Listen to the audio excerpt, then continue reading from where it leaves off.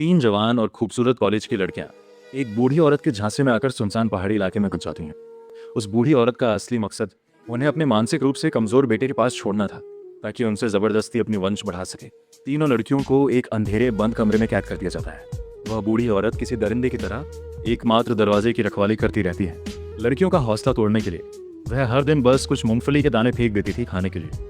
पूरा 7 दिन जलने के बाद चुईवा भूख से निढाल हो जाती है। उसका मनोबल पूरी तरह टूट जाता है।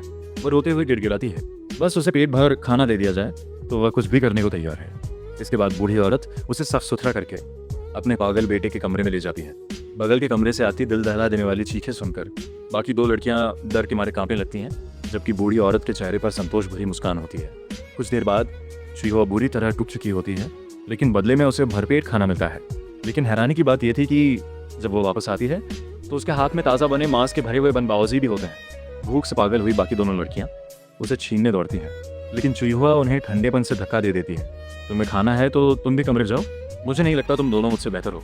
हिम्मत है तो भूखी रहो। सामने खाना होते हुए भी उसे न पा सकना, इस मानसिक झटके ने श्याओ मेई को तोड़ दिया।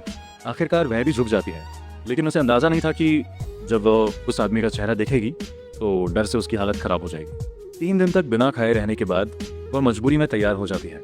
जैसे ही वह कमरे में प्रवेश करती है, उसकी हालत डर से खराब हो जाती है। वह आदमी बेसब्री से अपने कपड़े उतार देता है और सिर से बोरा हटाता है। उसका भयानक चेहरा सामने आ जाता है। वह आदमी गूंगा था, बस अजीब आवाजें निकालता रहता था। श्याओ मेई घिन को दबाते हुए चालाकी से इशारों में कहती है कि वह बहुत भूखी है और खाना खाए बिना कुछ नहीं कर सकती। आदमी उसकी बात मान लेता है, लेकिन सावधानी रखते हुए बाहर जाते समय दरवाज़ा लॉक कर देता है। इस मौके का फ़ायदा उठाकर श्याओ मेई भागने का रास्ता ढूंढने लगती है। आखिरकार उसे बाथरूम में एक जंग लगी खिड़की मिलती है।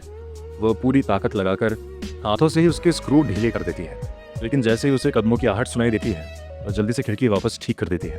अपमान सहते हुए वह आखिरकार खाना खा पाती है और फिर उसे वापस कैद में भेज दिया जाता है।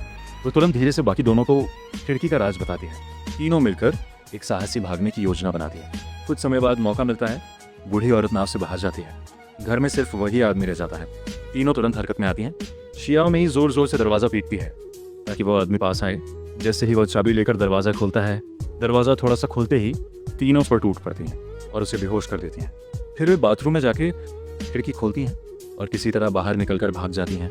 आज़ादी मिलते ही वे तुरंत पुलिस को खबर देती हैं। आखिरकार वह दरिंदा माँ बेटा पुलिस के हत्थे चढ़ जाते हैं और इस तरह ये डरावना सपना खत्म हो जाता है।